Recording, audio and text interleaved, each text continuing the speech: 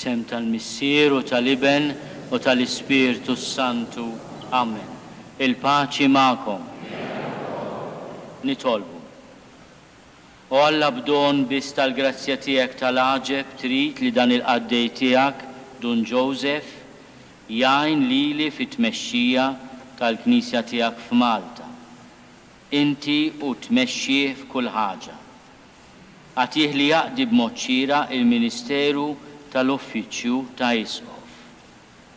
Bibnek Ġesu Kristu Sidna li hu Alla u miegħek jgħix u jsaltan flimkien mal-Ispirtu Santu għal dejjem ta' dejjem.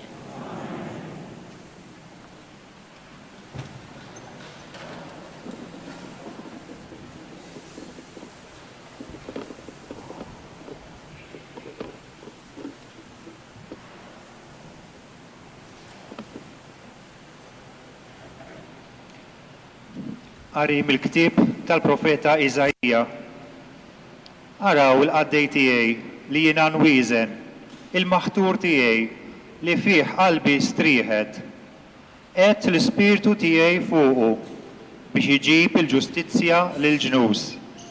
Ma jajjatx, ma jollix leħnu, ma jsemmax leħnu fil-pjazzezz, qasba mġelġla ma jiksirix.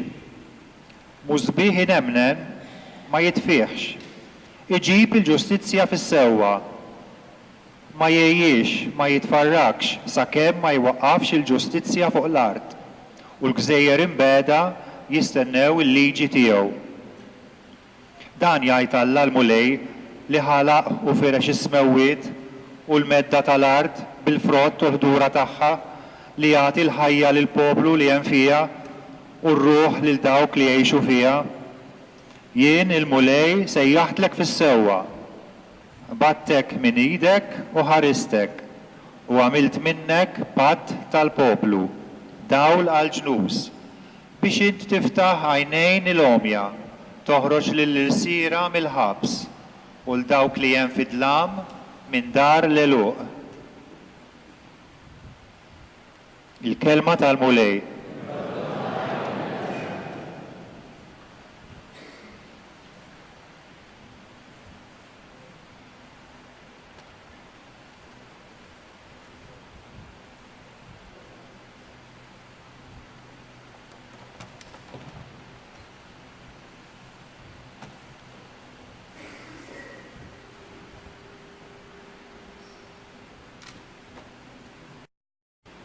Din is-silta mill-ktieb tal-Profeta Iżajja inkitbet lejn tmiem l-eżilju tal-poplu Ludi fil-Babilonja.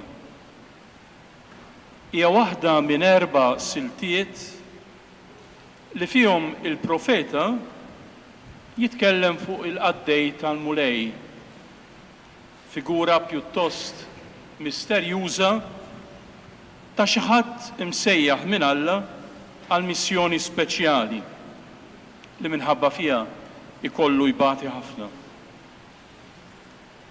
Il-missjoni tinkludi il-profezija, it-tħabbir tal-kelma li Alla jsemmaw ta' kull filgħodu,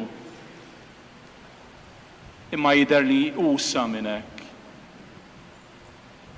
Mhux ċar fuq min qiegħed jitkellem il-profeta, forsi fuq innifsu jew xi personaġġ ieħor fl-istorja ta' Iżrael. Forsi fuq il-poplu ta' Iżrael bħala kollettività jew fuq xi grupp partikulari fi ħdanu. Imma t-Testament il-ġdid jaqra dawn is-siltiet fid-dawl tal-Ministeru, il-Passjoni, il-Mewt u l-qawmien ta' Ġesu u jagħtihom tifsira ġdida. Min-naħa tagħhom, is-siltiet jitfgħu dawl fuq il-misteru ta' Ġesu, jiġifieri jgħinuna nifhmu aħjar.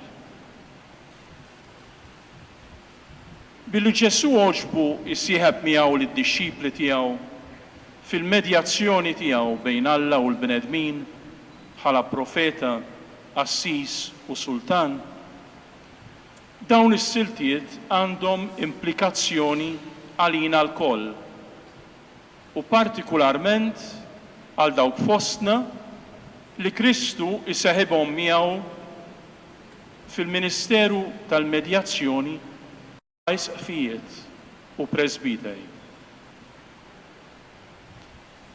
Il-profeta jatina silta li fija Alla l-ewwel jippreżenta l-qaddej lil dawk li qiegħed jibatu għandhom. Mbagħad ikellem lil qaddej nnifsu jurih x'sa tkun il-missjoni tiegħu u jwedu l-ħarsien. Il-missjoni ġejja minn għażla u sejħa. Alla jsejjaħ lil min iritu u ma jsejjaħlux għal xi mertu li seta' kellu.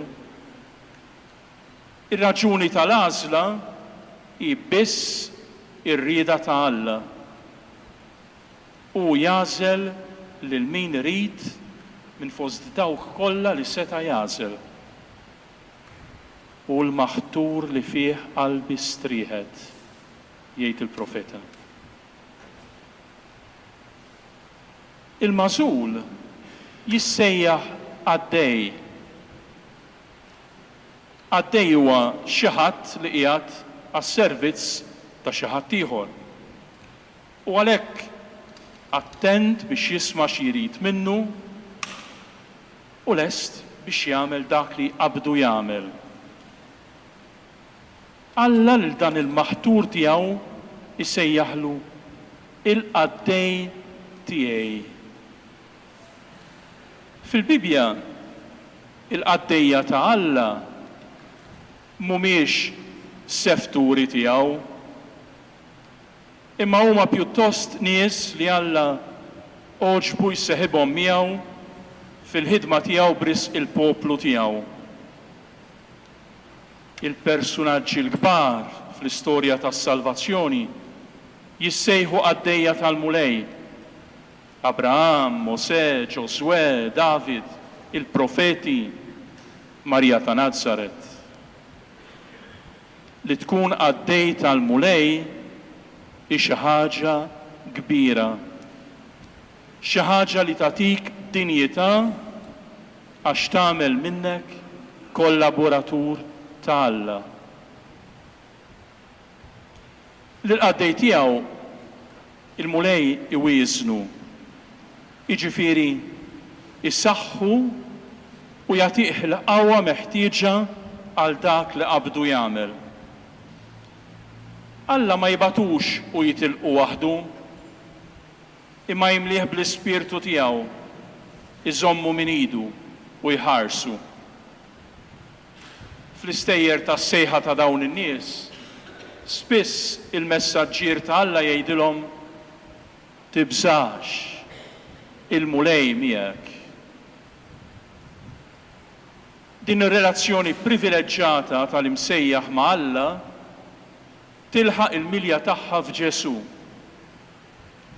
Fil-mamudija u fit-trasfigurazzjoni tiegħu, il-missier jinstema' jgħid dan hu ibn il-Aziz, il-maħtur li fih ħsibt l-għaxqa tiegħi. Fil-mamudija jidher ukoll l-Ispirtu Santu bħal ħamiema li jinżel u joqgħod fuqu. Il-missjoni ta' dan il-qaddej hi li jħabbar u jwassal il-ġudizzju ta' Alla, is-sentenza tiegħu. Hawnhekk il-ġudizzju ta' Alla aktarx li huwa sentenza pożittiva. Id-deċiżjoni ta' Alla li jaħfer lil poplu tiegħu u jġibu lura mill-eżilju. Il-kliem biex toħroġ lil siera mill-ħabs u l-dawk li hemm fid-dlam minn dar l-eluq jidher li qiegħed jirreferi preċiżament għar-ritorn mill-eżilju.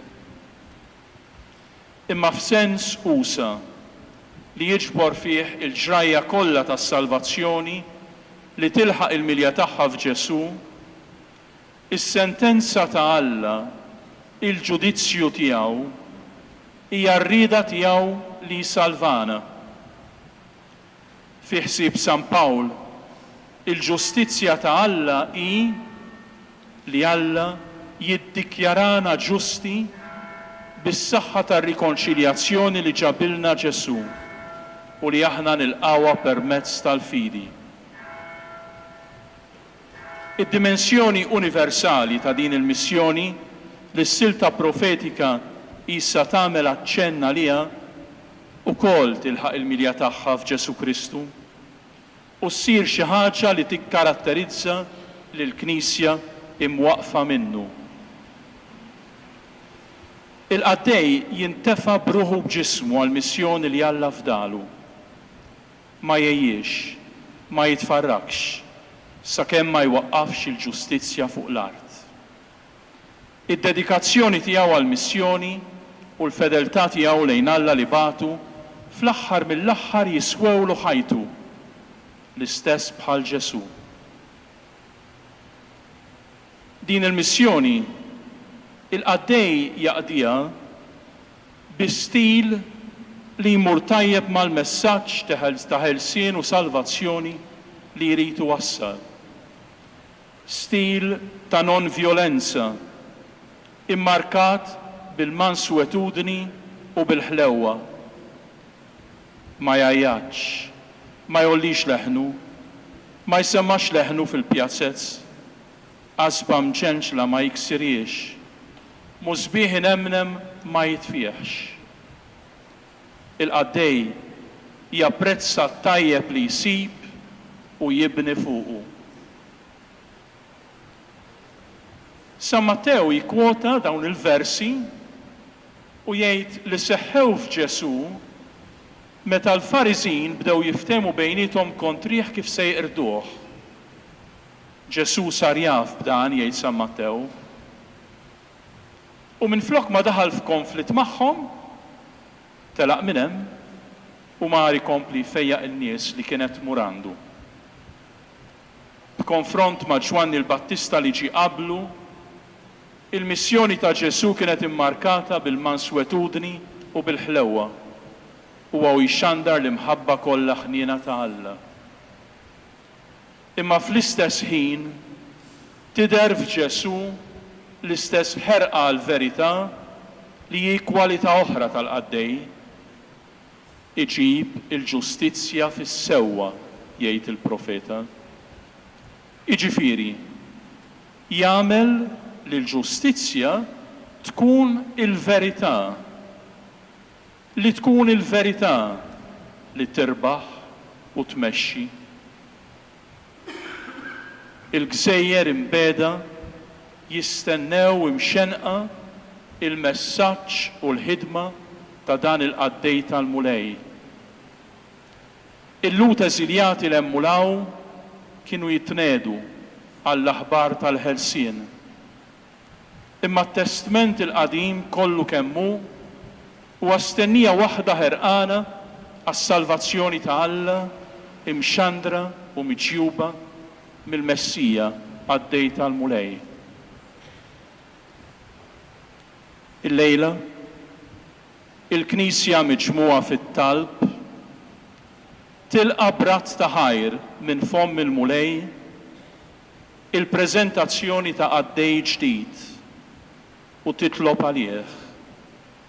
Jew tistenna li tisma' minn fommu l-istess messaġġ ta' salvazzjoni imwassal bil-mansuetudni ta' min hu mimli bl-ispirtu ta' Alla li jaslu, ta' min jirsisti biex isir dejjem aktar jixbaħ lil qaddej il-kbir, Ġesu Kristu Sidna.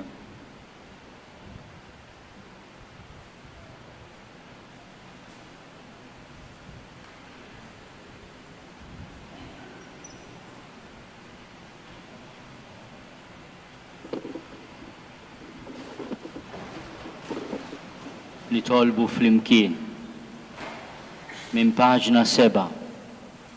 U Alla tatinix dak kollu li neħtieġ għalija nnifsi, iżda tini dak li hu neċessarju biex bih naqdi lil proxmu.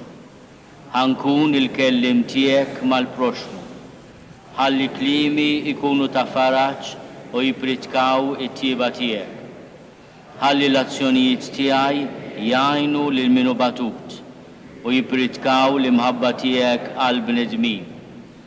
Ħalli saħħti terfa' lil minu dajjef u taħdem bla ma tfittex serħan.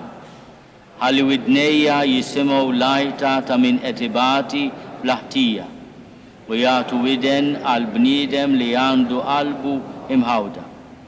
Ħallini kolni kemm jien inkun sinjal ta' paċi fost il-bnedmin, sinjal li hemm Alla li jħobb, Alla ħanin, Alla li salva.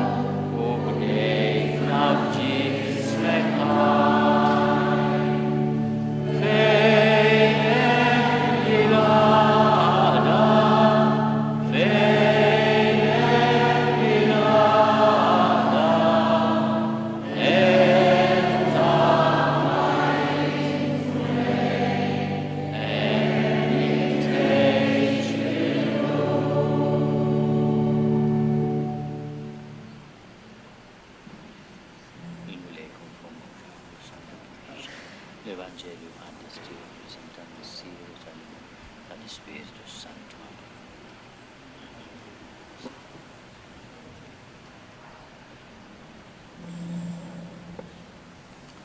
Il-mulej ma'kom.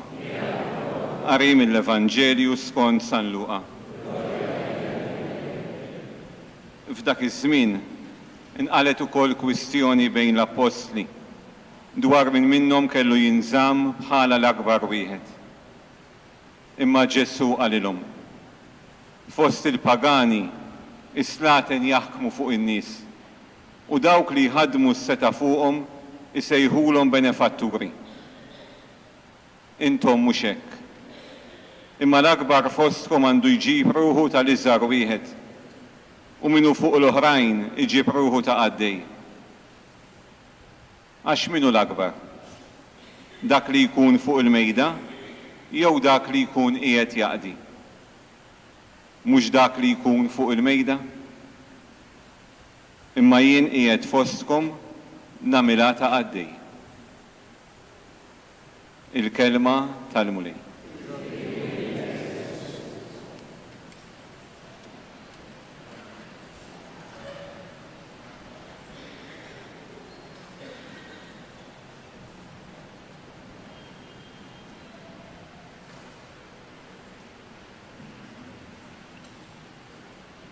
Il-kuntest ta' din il-kelma talla li għadha kemm tħabbretilna jgħinna infandu x'irid jgħidilna Alla din il-kelma tiegħu fl-okkażjoni tant sabiħa tal-lejla.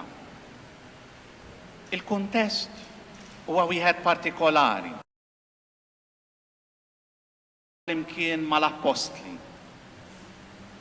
L-aħħar ġesti, l-aħħar azzjonijiet, l-aħħar kliem ta' Ġesu qabel ibagħat il-passjoni għal fidwa tal-bnedmin. X'kienu jfissru dawn l-aħħar ġesti u azzjonijiet u kliem tal-imgħallem ma tantx għandu jkollna dubju dwarhom. L-aħħar ġesti jibqgħu f'għajnejk. L-aħħar azzjonijiet jibqgħu f'moħħok. L-aħħar kliem jibqa' jidwi f'qalbek. L-aħħar ġesti u l-aħħar azzjonijiet u l-aħħar kliem kienu kelli xewqa kbira li nagħmel din il-ikla tal-għid magħkom qabel ma nbagħti. Mbagħad ħal-ħobs, ratti l-ħajr, qasmu, newwilulhom u qal: dan huwa ġismi li jingħata għalikom. Għamlu dan b'tifkira tiegħek. Ħal-kalċi u qal: dan il-kalċi huwa il-patt il-ġdid b'demmi, id-demm li jixxerred għalikom. Il-mulej u l-imgħallem iħaddem l-awtorità tiegħu mad-dixxipli tiegħu billi jaqdihom u jservihom, billi jagħti ħajtu għalihom bħala l-aqwa mod ta' qadi tiegħu. Din il-kelma talla li tħabbretilna llejla kif tgħaddi mill-lenti ta' għajnejn Ġesu? L-awtur tal-ewwel ittra lil Timotju fil-kapitlu 3 l-ewwel vers jikteb: dini kelma ta' min joqgħod fuqha, min jixtieq ix-xogħol ta' isqof, jixtieq xogħol sabiħ. U Ġesu llum jgħidilna: l-akbar fostkom għandu jġib ruħu tal-iżgħar wieħed, u minnu fuq l-oħrajn iġib ruħu ta' għaddej. Forsi li tkun isqof ifisser illi ngħatajt missjoni ta' qadi u servizz, u għalhekk l-awtur lil Timotju isemmi x-xogħol ta' isqof u mhux xi titlu. Ġesu fil-ħasil tar-riġlejn tal-Apostli jitfa' l-missjoni ta' min għandu l-kariżma tat-tmexxija fid-dawl tal-qadi u tas-servizz ukoll. Jgħidilna l-Evanġelista Ġwanni wara li ħasslilhom saqajhom libes il-mantar u raġa' qagħad fuq il-mejda u qalilhom: tafu x'għamiltilkom? Intom issejħuli l-imgħallem u l-mulej u tgħidu sewwa x'hekk kien. Għalkemm Ġwanni l-Evanġelista jiddeskrivi fid-dettall kif Ġesu ineħħi l-mantar, jilbes il-fardal, jitfa' l-ilma fiż-żinġla u jaħsel riġlejn l-Apostli. Meta jtemm il-ġest tal-ħasil, ma jgħidx li neħħa il-fardal qabel reġa' libes il-mantar. Ġesu jibqa' l-imgħallem u l-mulej, imma jibqa' wkoll il-qaddej imħażżem bil-fardal tas-servizz. Allura mill-lenti tiegħu Ġesu jiddikjara li s-servizz ta' tmexxija jeħtieġ li jingħata minn qalb umli lill-oħrajn. Drabi oħra Ġesu juri li l-ingredjent ewlieni tas-servizz u l-qadi huwa l-umiltà. Pereżempju fl-Evanġelju ta' San Luqa fil-kapitlu 9, eżatt qabel Ġesu jibda l-mixja tiegħu lejn Ġerusalemm, id-dixxipli ta' Ġesu jargumentaw bejniethom min kien se jkun l-akbar wieħed fosthom. Ġesu jurihom li l-akbar wieħed huwa dak li jilqa' tifel ċkejken f'ismu. Għax minnu li żar fostkom il-koll dak huwa l-kbir.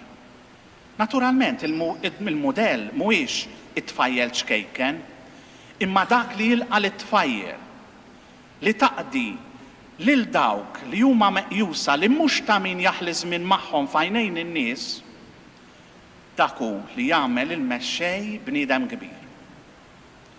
Fil-kapitlu 14 ta' San Luqa wkoll jagħtina l-mod kif jaħsibha Ġesu meta jara kif il-mistednin fikla li għalija kien hemm u wkoll qegħdin iġibu ruħhom.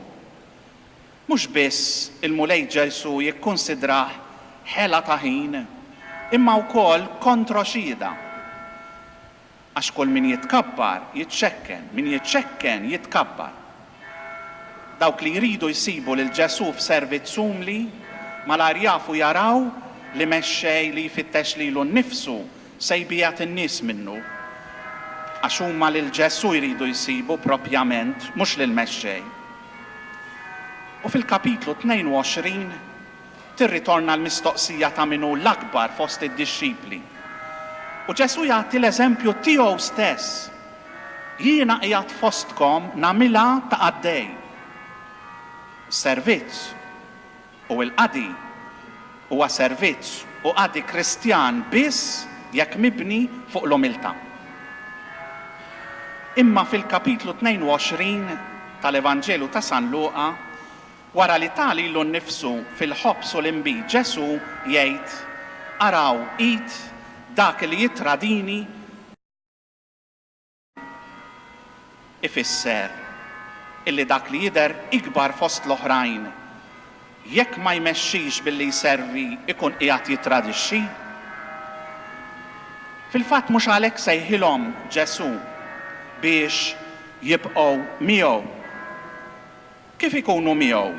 Dak li qiegħed fosthom jagħmilha ta' għaddej jekk huma ma jaqdux bħalu. U jekk ma jaqdux, ma jkunux qegħdin jitilqu minn miegħu. U min jitlaq minn miegħu mhux jitradixxi qiegħed.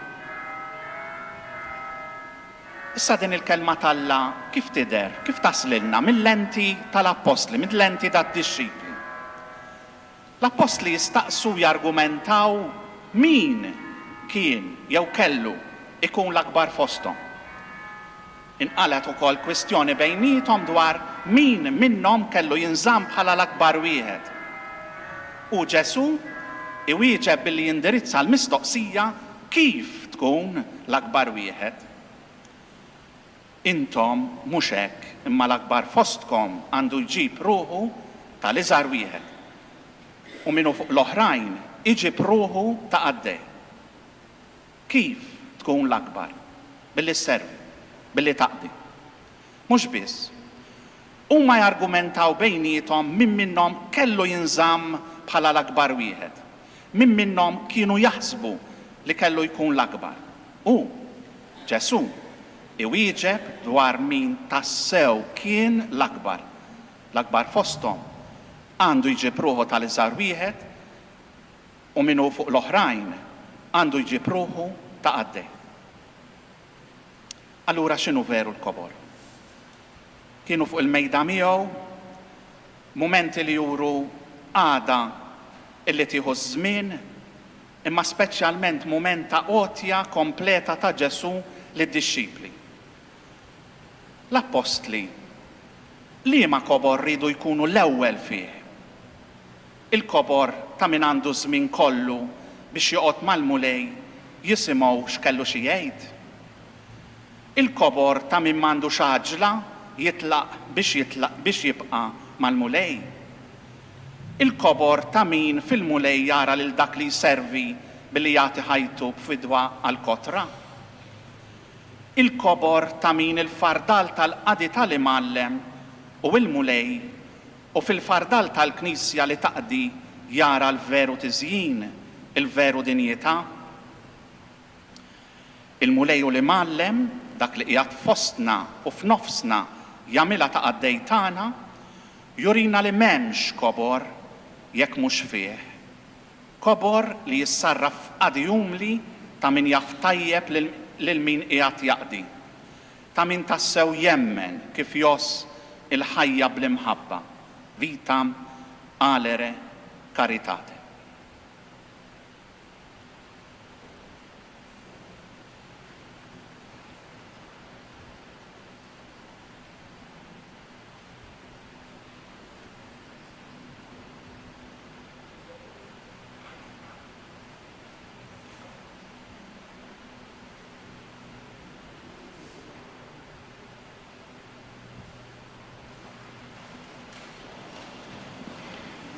Min paġna 9 insibu t-talba mulej għamilni ħabib ta' kulħadd li nistedinkom jekk joġobkom nitolbu flimkien. Mulej għamilni ħabib ma' kulħadd, għamel li persunti tnissel fiduċja, min qed ibati u jħossu mdejja, min qed ifittex id-dawl għax jinsab il-bot minnek, min jixtieq jibda jħobb u ma jafx kif, min jixtieq jiftaħ qalbu u jħossu blaħila. Mulej għajni ħalli ma mmurx ngħaddi minn fejn xi ħadd differenti, qalb magħluqa bil-pass imaġġel. Mulej għajni ħanati każ mill-ewwel ta' dawk li jkunu qrib tiegħi. Ejni naraf lil dawk li jkunu mħasbin u mħawdin, li dawk li jbatu bla ma ħadd jaf bihom, li dawk li jħossuhom weħidhom u jixtiequ il-min iħobbhom. U għamel li nħoss hekk li nasal biex inserħilhom qalbhom. Mulej eħlisni minn innifsi biex inkun nista' nservik, biex inkun nista' nħobbok, biex jirnexxieli nisemak f'kull wieħed minn ħuti li inti tlaqqani miegħu.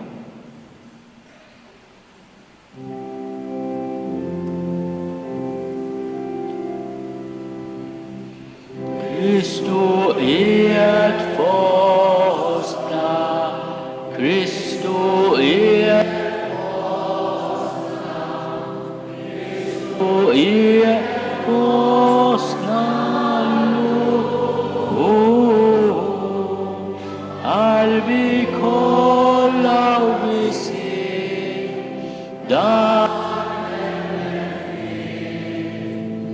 Kristu qiegħed fostna llum. Kristu jerġa' fija, Kristu jerġa' fija qalbi kollha u bisih dan li Kristu jerġa' fija.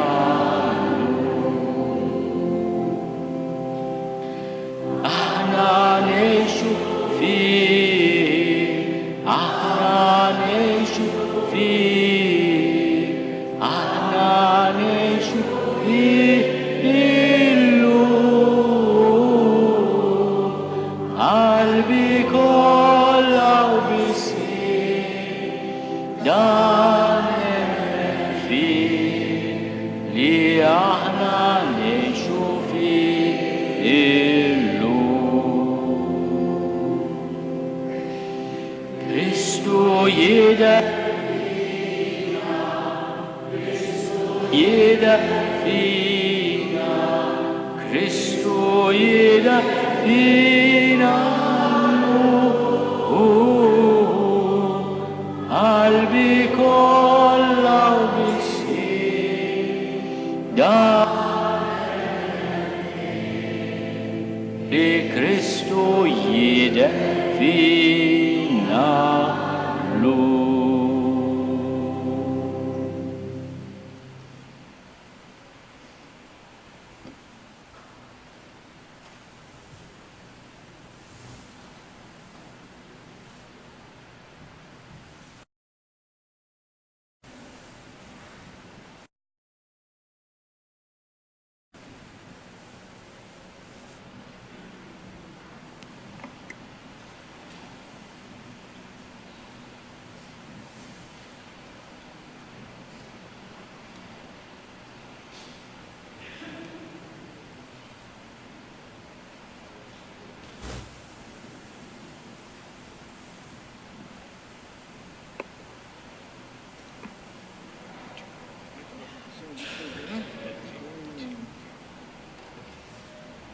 Jiena Monsignor Joseph Galjakurmi nemmen fidi ferma u nistqar dak kollu u kull ħaġa li hemm fil-kredu.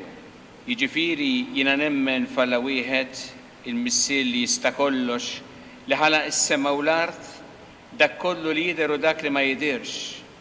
U f'mulej wieħed Ġesu Kristu ibn waħdini ta' Alla imnisser minn missier qabel kull żmien, Alla minn Alla, dawl minn dawl, Alla veru minn Alla veru. Imnisser mhux magħmul, natura waħda mal-missier li biħsar kollox. Niżel mis-smawiet għalina il-bnedmin u għal-fidwa tagħna u ħalġisem bis-seta tal-Ispirtu Santu minn Marija Verġni u sar bniedem. Salbuh għalina bata taħt Ponzju Pilatu mietu difnuh u fit-tielet jum qam minn bejn l-imwiet skont il-kodba mqazza. U tela s-sema u qiegħed fuq il-lemin tal-missier. Għandu jerġa' jiġi bi glorja biex jagħmel ħaq mill-ħajjin u mill-mejtin u s-saltna tiegħu ma jkollix tmiem. U fl-Ispirtu Santu mulejlijat il-ħajja li ġej mill-missier u mill-liben li hu meqjum u weġġaħ flimkien mal-missier u mal-liben u li tkellem fhom il-profeti. U fi Knisja waħda Qaddisa, Kattolika, Apostolika, nistqar ma' mudija waħda għal maħfra ta' dnubiet u nistenna l-qawma mill-imwiet u l-ħajja ta' żmien li ġej. Nemmen ukoll fidi ferma kull ma hemm fi Skrittura, fi tradizzjoni u li l-Knisja kemm b'mod solenni, kemm b'mod ordinarju universali tal-Maġisteru ixxandar bħala veritajiet li għandna nemmnu għaliex rivelati minn Alla. Inħaddan ukoll bil-qawwa kollha dak kollu u kull ħaġa dwar id-dottrina tal-fidu tal-morali li l-Knisja tistqar b'mod definittiv. Barra dan inħaddam l-ubidjenza b'dak ir-rispett reliġjuż tar-rieda tal-fema tiegħi, dak kollu li jiddikjaraw kemm il-Papa u kemm il-kulleġġ tal-Isfijiet meta jkunu jeżerċitaw il-Maġisteru awtentiku tagħhom ukoll meta m'għandhomx ħsieb jiddikjarawh b'mod definittiv.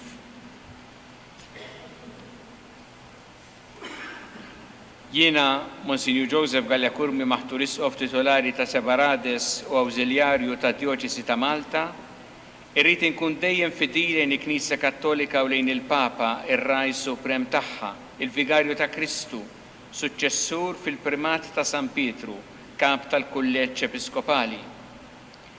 Nirrispetta kull ħidma li wettaq il-Papa fl-eżerċitazzjoni tas-seta ewlenija tiegħu fuq il-Knisja Universali u li nġib il-qoddim u niddefendi d-drittijiet u s-seta tiegħu.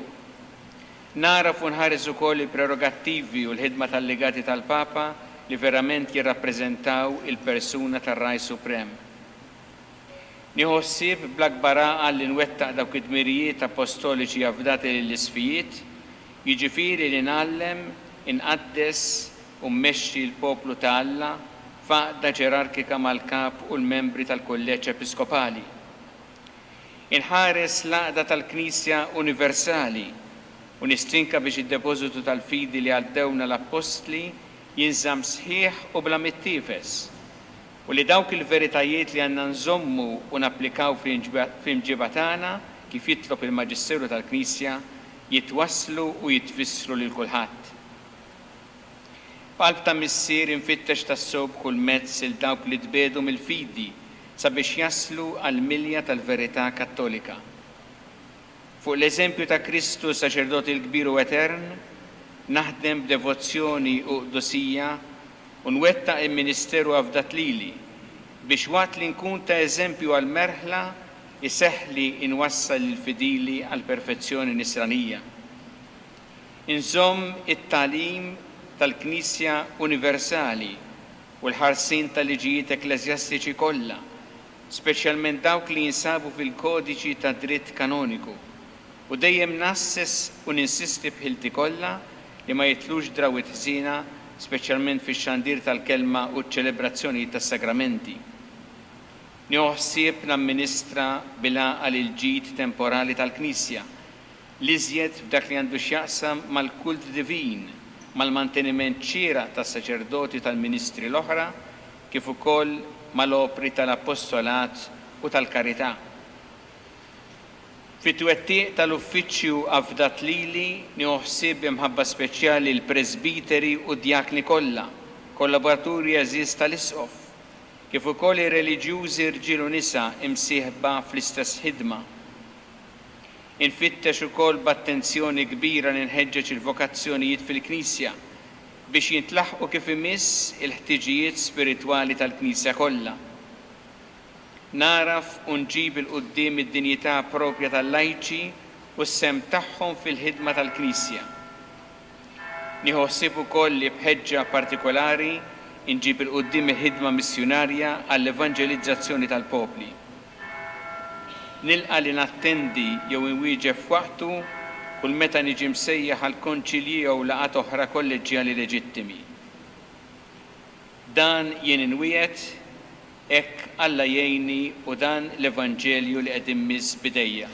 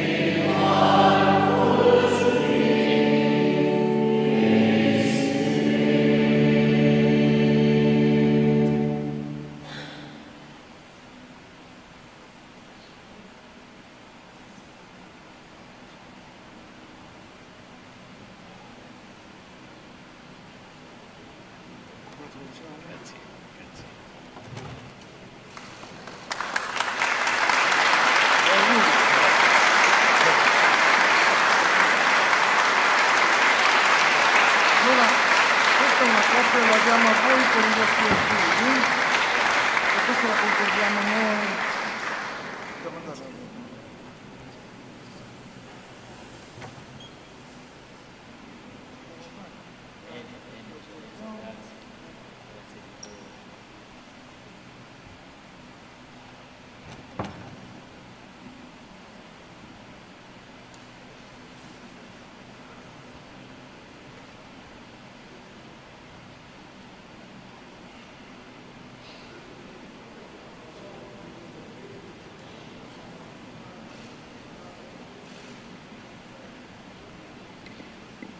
Komplu nsegwu minn paġna 18.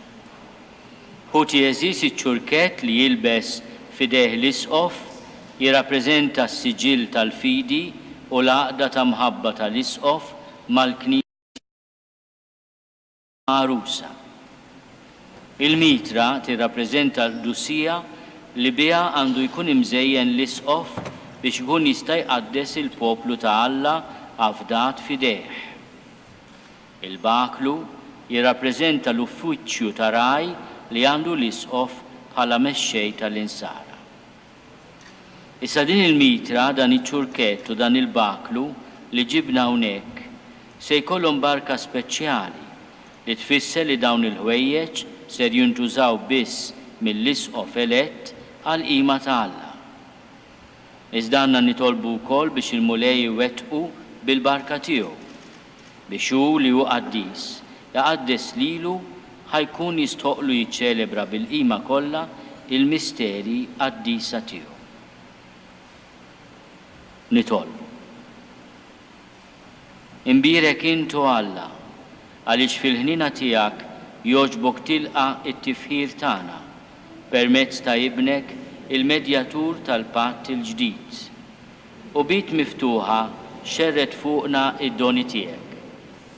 Għamel li dawn l-insinji pontifikali li qed niddedikaw għaċ-ċelebrazzjoni tal-qima tiegħek ikunu xhieda ta' tjiba tagħna u fl-istess ħin isaħħu l-qima tagħna bi Kristu Sidna.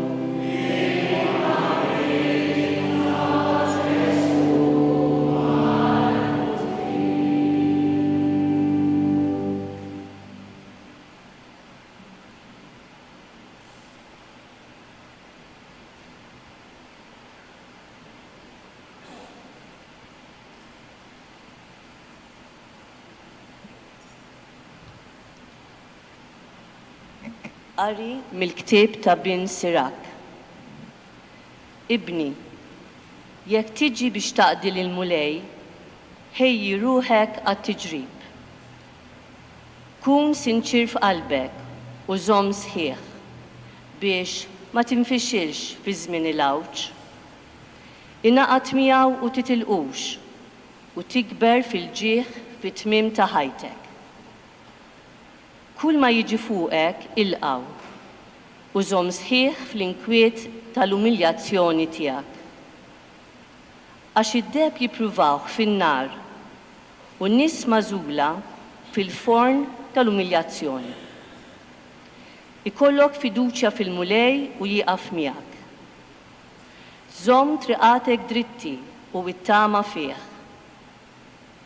Intom li tibżaw mill-mulej, stennew il-ħnina tiegħu u toħorġux mit-triq li ma tmorrux taqgħu. Intom li tibżaw mill-mulej, ikollkom fiduċja fih, ma jonqoskomx il-ħlas tagħkom.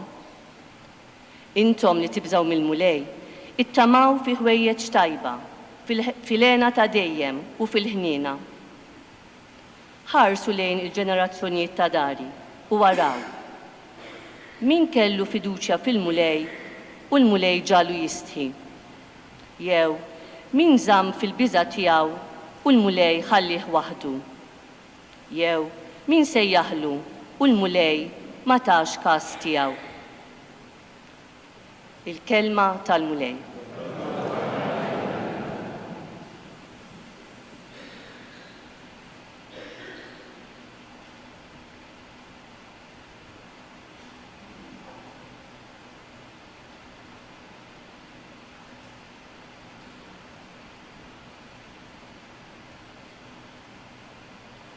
Waqt li nresqu t-talb tagħna lejn il-mulej, inħeġġu lill-Isqof Magħżul biex jieħu l-parir tas-Salmista u nwieġbu flimkien. Erħi fil-mulej it-triq tiegħek, ħafda fih u jagħmelu flimkien. Erħi fil-mulej.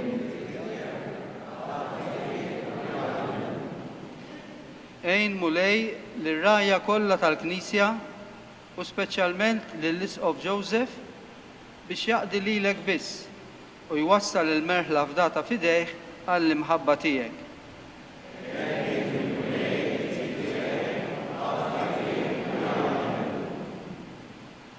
Ħares mulej lill-Isqof Joseph minn kull tiġrib u għejnu biex ma jinfixilx fi żmien il-għawġ.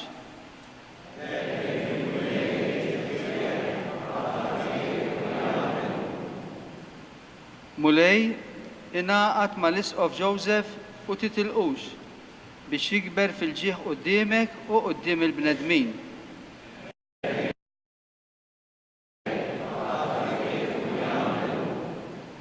Mulej saħħaħ lil dan ir-raj bil-fiduċja fik u wieqaf miegħu fi żmien tal-prova u tal-umiljazzjoni biex iżomm triqtu dritta quddiemek.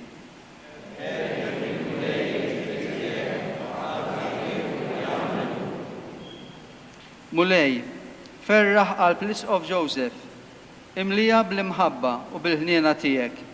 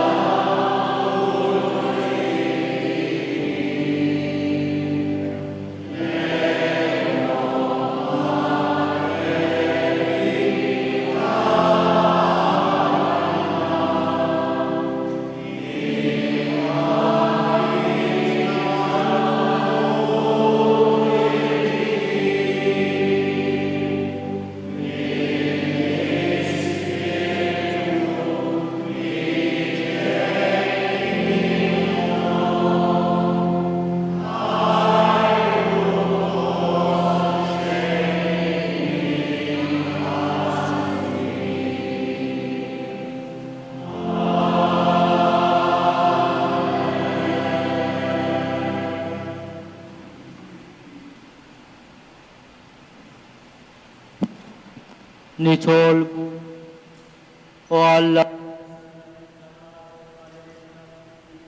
talba l-inqimu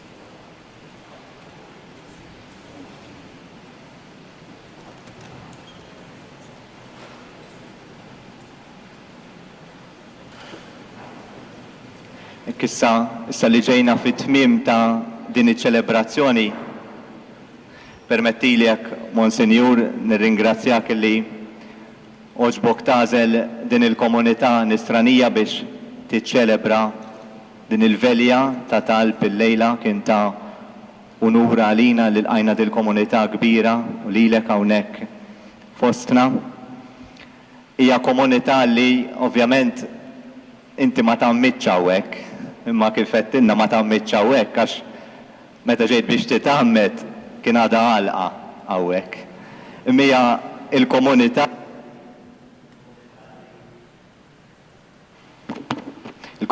li inti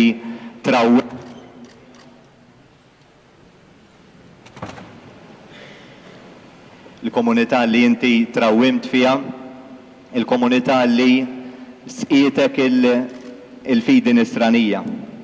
Hija komunità li hija ssejjaħlek tagħha u inti tista' ssejjaħ is-sejħilha tiegħek ukoll. Dal-aħħar ġrat donnu suppost ma naħsibx li għandi nitkellem mela. Dal-aħħar ġimgħat smajna ħafna min jitkellem għall-inqas personalment ħafna nies minn dil-parroċċa f'daw l-aħħar ġimgħat, kulħadd jirrakkonta kif jafek lilek u kif jiftaħkrek. Ħafna drabi jew fil-mużew jew fl-Abbatini, mod partikolari bħala prefett. Imma b'sinċerità daqskemm smajt sabiħ dwarek f'daw l-aħħar ġimgħat, kolli nammetti li smajt iżjed sabiħ dwar il-ġenituri tiegħek. Hekk, tkellimna dwar komunità nisranija u hekk imma smajt ħafna sabiħ dwar l-ewwel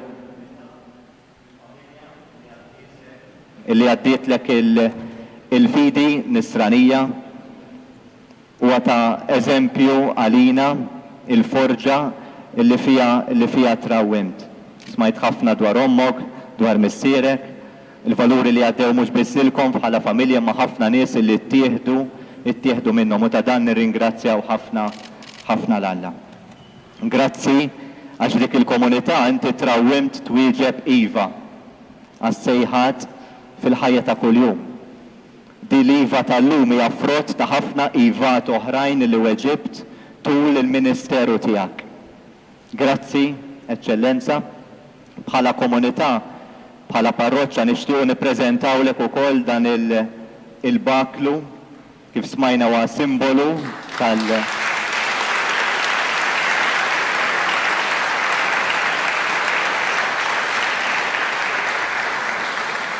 simbolu tal-Ministeru tiegħek bħala raj, jalla kull meta tħaddan il-baknu miegħek fil-ċelebrazzjonijiet liturġiċi, tgħid talba biex din il-komunità nisranija tkompli titħaddan iżjed mal-qalb ta' Ġesu. Grazzi u berikna, Eċċellenza.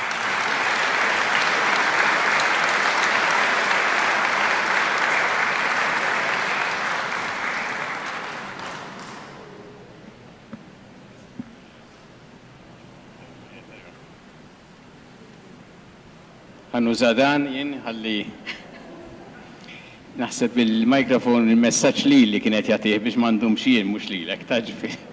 Nixtieq nirringrazzjak, nirringrazzja ħafna lilkom il-kol preżenti hawnhekk din il-velja lill-Arċisqof, lill-Nunzju Apostoliku, lill-Arċisqof Emeritu Cremona, lis-saċerdoti, lilkom illi ħafna minnkom nafkom snin ilu hawnhekk f'din il-komunità.